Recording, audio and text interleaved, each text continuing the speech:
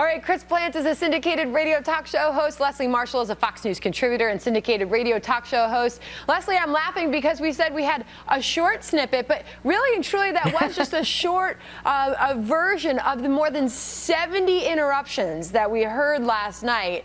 It was a fiery back and forth. Your take, Leslie. Honestly, I'm not big on the interrupting. I got to say, Sandra, I don't care who's doing it, left or right. And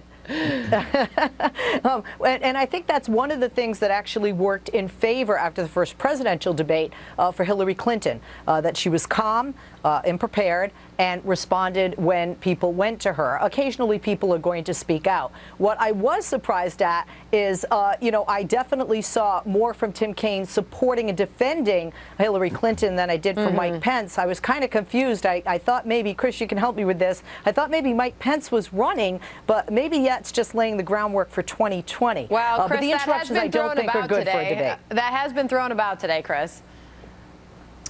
It has. It's a popular hypothesis. I think it was first floated on one of the networks last night at around 11:59 p.m. and it got some traction. I don't think that's the case. He's representing the Trump-Pence ticket. I think he did a very solid job. I think that Senator Kaine came off as a bit wild-eyed and out of control, and his temperament, if we may use that term in this context, was not the kind of temperament I'd like to see close to the president. Whereas Mike Pence was very calm, cool, collected. The Washington Post declared him to be the big winner.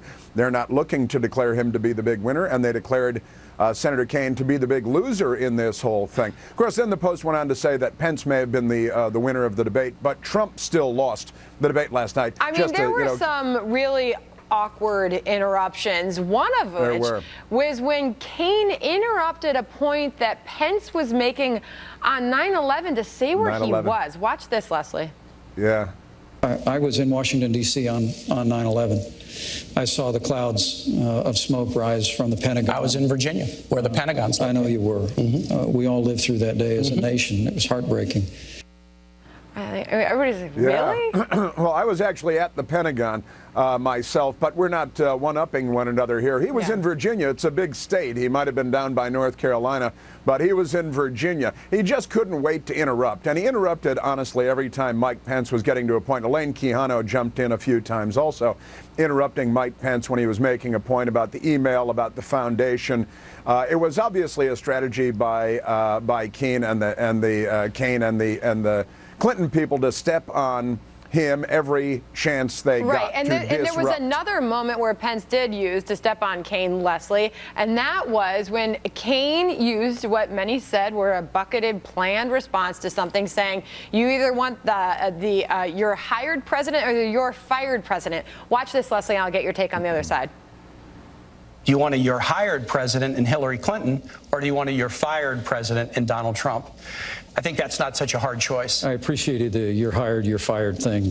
Senator, you used that a whole lot, and I think your running mate used a lot of pre-done lines. I mean, Leslie, some people saying, some of his critics saying that Kaine was just too scripted, too planned, and too prepared. Oh, actually, I would disagree on that. I think they both were. And actually, I thought Pence had a great performance. I think, Chris, that he should be your guy instead of Trump. And I would be more worried in November. But with regard to those phrases, if you look historically at what people remember from debates, it is the catchy lines.